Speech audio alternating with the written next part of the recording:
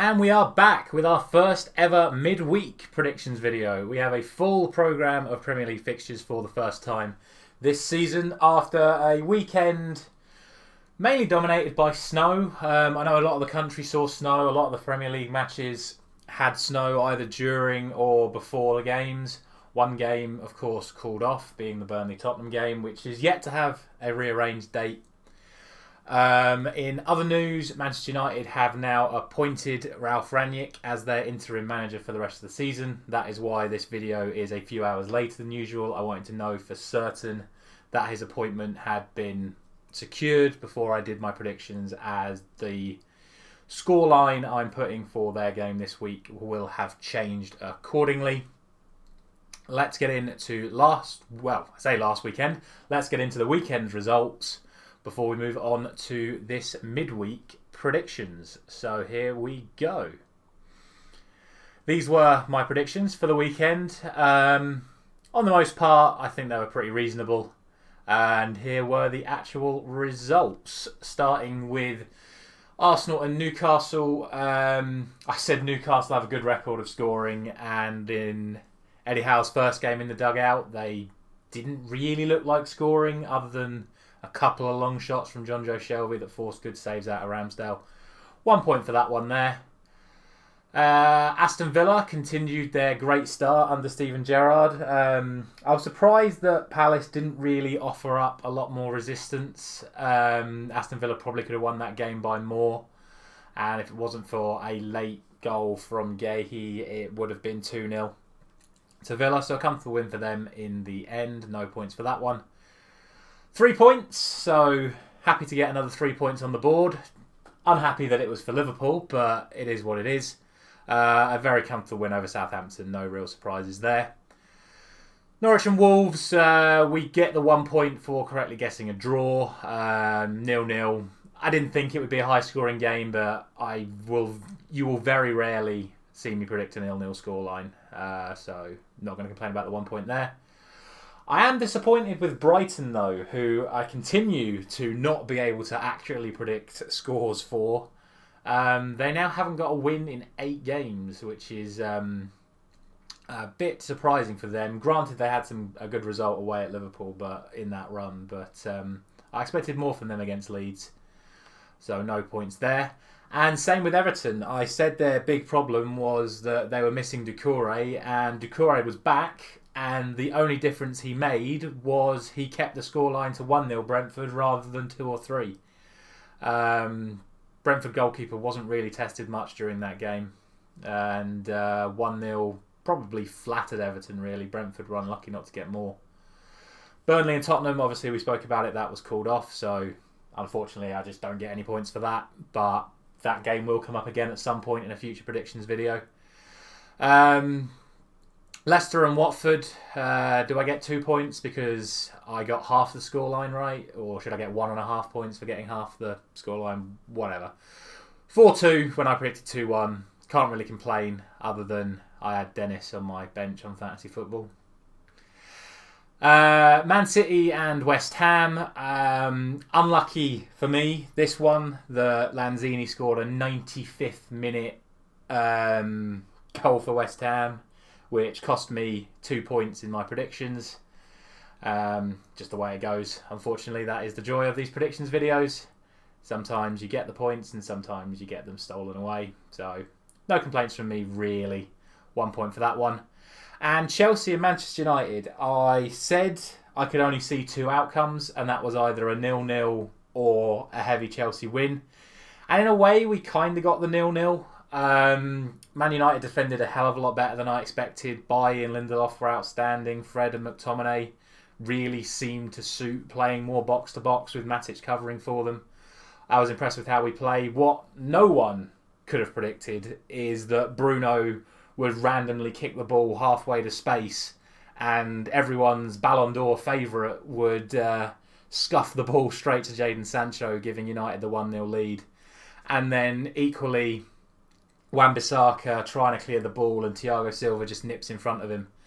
2 very unfortunate incidents that both led to goals that you wouldn't normally see at this sort of level.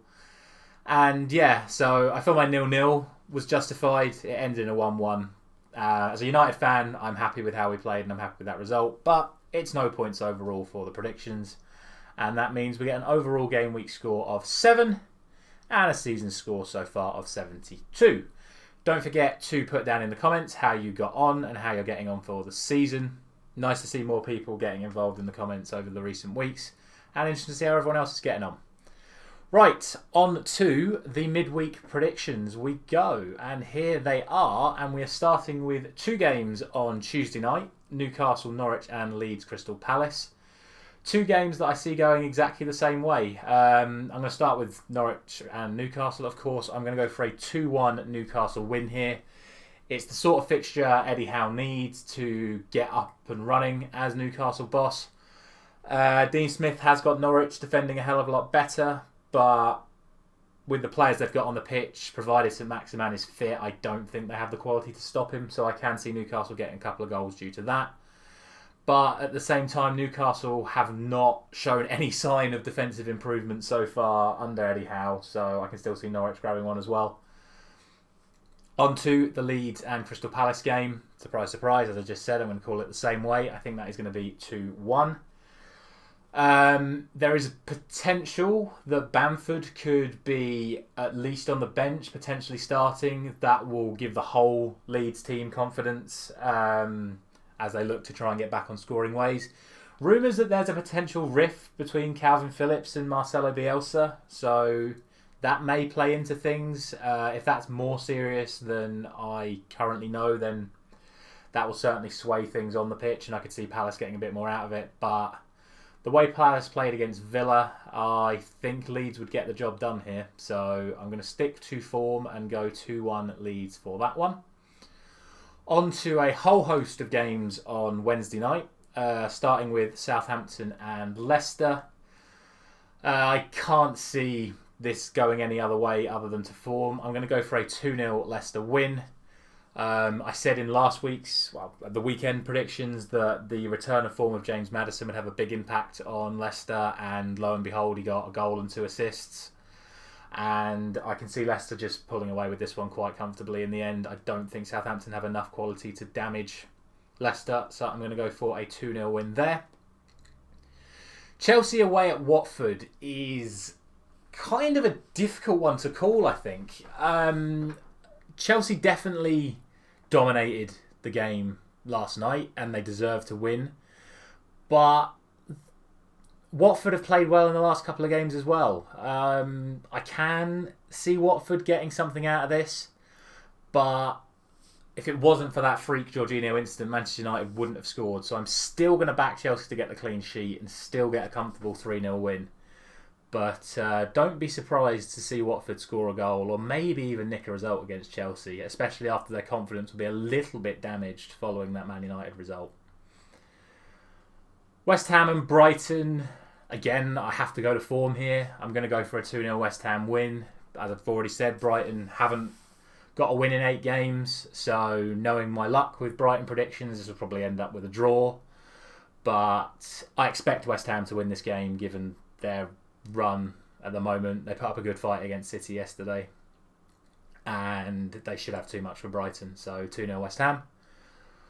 Wolves and Burnley is another tight one that I could see going either way. It's hard to sort of judge form off of Burnley not playing, and that'll sort of come into the Tottenham prediction later on as well. So I'm going to back that Wolves will have enough to nick a goal, and I'm just going to edge this 1-0 to Wolves. Really tough one, that. I can see Burnley getting a result, but I just see Wolves edging that one out. Villa and Man City is another interesting one. Obviously, Gerrard's had 2 wins out of 2. This is by far the toughest test that they're going to face so far. Jack Grealish's return to Villa Park, if he's fit, my sources tell me that it's probably unlikely he'll be in the squad due to fitness. I'm sure he'll be there as part of the Manchester City squad, but not in the actual playing squad. I think you have to go for City here. Even though Villa have made such a good start, I can see Villa nicking a goal, and I am going to give Villa a goal in this one. I'm going to go for 2-1. But obviously, when City turn up, it can always be 3, 4 or 5. But I'm going to play it safe. I'm going to go 2-1 Man City. I expect City to get the win. And that is that. And then for the main event of Wednesday night, we have the Merseyside derby. And Everton fans, look away now, because I'm just going to get this out of the way, and I'm going to go 5-0 Liverpool.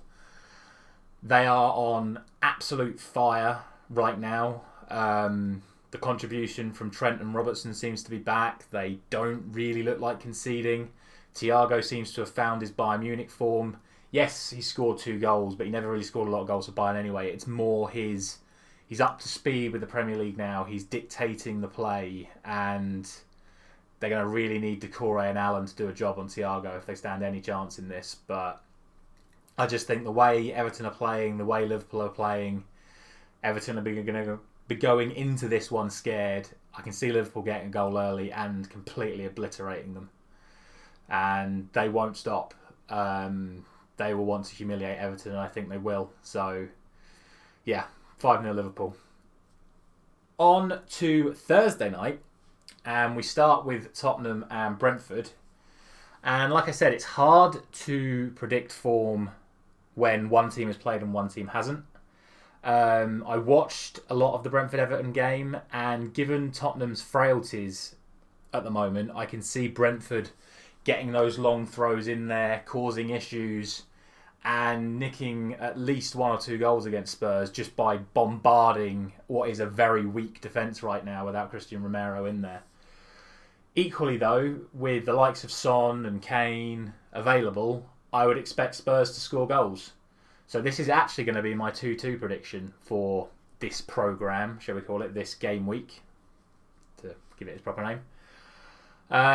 Tough one to call. I would expect Spurs to win this game, but right now they're not in a good place, and I think Brentford could capitalise on that, so 2-2. And finally, my main event of the week, Manchester United and Arsenal. Ralf Rangnick, I can't even say his name properly, but Ralf Rangnick has now been appointed, which means the new regime is here. 8-2 Man United. Man United are back, baby. But let's be real. Come on now, as I make that horrendous joke. Do I think it will make a difference? Yes, I do. I think without Rangnick's appointment, I'd have probably gone for this as my 2-2 for this week, and maybe then gave Tottenham the win. But I genuinely think with Rangnick in charge, it will make a massive difference to the squad. He has come in today. He's supposed to be taking training this afternoon and then Tuesday as well. The big thing, certainly when it comes to the fixture against Arsenal, is that Rangnick will encourage pressing.